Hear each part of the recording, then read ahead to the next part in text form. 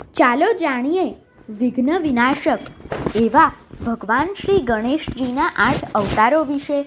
સ્ત્રોત અષ્ટવિનાયક, ગીતા પ્રેસ, ગોરખપુર. આપ સાંભળી રહ્યા છો શાબ્દીના સ્વરમાં. 7મો અવતાર છે વિઘ્નરાજ. વિઘ્નરાજાવતારશ્ચ શેષવાહન ઉચ્યતે. મમતાસુરહંતા સ વિષ્ણુ બ્રહ્મેતિ વાચક. ભગવાન શ્રી ગણેશનો વિઘ્નરાજ નામનો અવતાર વિષ્ણુ બ્રહ્મનો વાચક છે. તે શેષ વાહન પર સવાર છે તથા મમતાસુરનો સંહારક છે. એક વખતની વાત છે. ભગવતી પાર્વતી પોતાની સખીઓ સાથે વાત કરતાં કરતાં હસી પડ્યા. તેમના હાસ્યથી એક પુરુષનો જન્મ થયો. તે જોત જોતામાં પર્વતાકાર થઈ ગયો. પાર્વતીજીએ તેનું નામ મમતાસુર રાખ્યું. તેમણે તેને કહ્યું કે જઈને ગણેશનું સ્મરણ કર. તેમના સ્મરણથી તને સઘળું પ્રાપ્ત થઈ જશે. માતા પાર્વતીએ તેને ગણેશજીનો ષડક્ષર એટલે કે વક્રતુંડાય હુમ મંત્ર પ્રદાન કર્યો. મમતાસુર માતાના ચરણોમાં પ્રણામ કરીને વનમાં તપ કરવા ચાલ્યો ગયો. ત્યાં તેની શંબરાસુર સાથે મુલાકાત થઈ. તેણે મમતાસુરને સમસ્ત આસુરી વિદ્યાઓ શીખવાડી દીધી.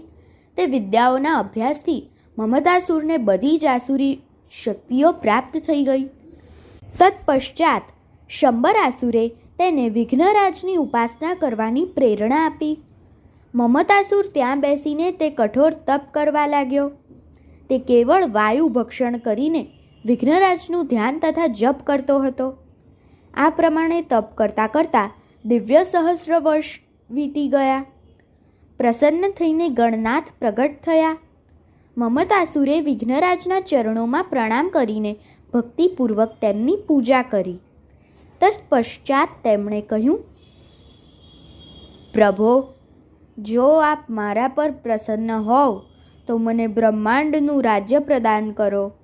યુદ્ધમાં મારી સામે ક્યારેય વિઘ્ન ન આવે. હું ભગવાન શિવ આદિ માટે પણ સદાય અજેય રહું.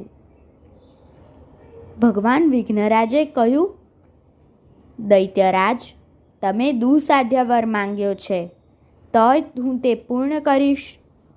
વર પ્રાપ્તિ બાદ મમતાસુર પ્રથમ શંબરના ઘેર ગયો. વર પ્રાપ્તિના સમાચાર જાણી તે પરમ પ્રસન્ન થયો. તેણે પોતાની રૂપવતી પુત્રી મોહિનીનો વિવાહ મમતાસુર સાથે કરાવી દીધો. આ સમાચાર જ્યારે શુક્રાચાર્યને મળ્યા ત્યારે તેમણે ધૂમધામપૂર્વક મમતાસુરને દૈત્યોનો રાજા બનાવી દીધો. એક દિવસ મમતાસુરે શુક્રાચાર્ય સામે પોતાના વિશ્વ વિજયની ઈચ્છા વ્યક્ત કરી. શુક્રાચાર્યે કહ્યું, રાજન, તમે દિગ્વિજય તો કરો, પણ વિઘ્નેશ્વરનો વિરોધ કદીએ ન કરશો. વિઘ્નરાજની કૃપાથી જ તમને આ શક્તિ અને વૈભવની પ્રાપ્તિ થઈ છે. ત્યારબાદ મમતાસુરે પોતાના પરાક્રમી સૈનિકો દ્વારા પૃથ્વી અને પાતાળને પણ જીતી લીધા. પછી સ્વર્ગ પર આક્રમણ કરી દીધું. ઇન્દ્ર સાથે તેનો ભીષણ સંગ્રામ થયો. રક્તની સરિતા વહેવા માંડી, પરંતુ બળવાન અસુરો સામે દેવો ન ટકી શક્યા. સ્વર્ગ મમતાસુરના આધીન થઈ ગયું. યુદ્ધ ક્ષેત્રમાં તેણે ભગવાન વિષ્ણુ અને શિવને પણ પરાજિત કરી લીધા. સંપૂર્ણ બ્રહ્માંડ પર મમતાસુર શાસન કરવા લાગ્યો. દેવોને બંદીગૃહમાં નાખવામાં આવ્યા. ધર્માચરણનું નામ લેનારું પણ કોઈ ન રહ્યું. સર્વે દેવોએ કષ્ટ નિવારણ માટે વિઘ્નરાજાની પૂજા કરી.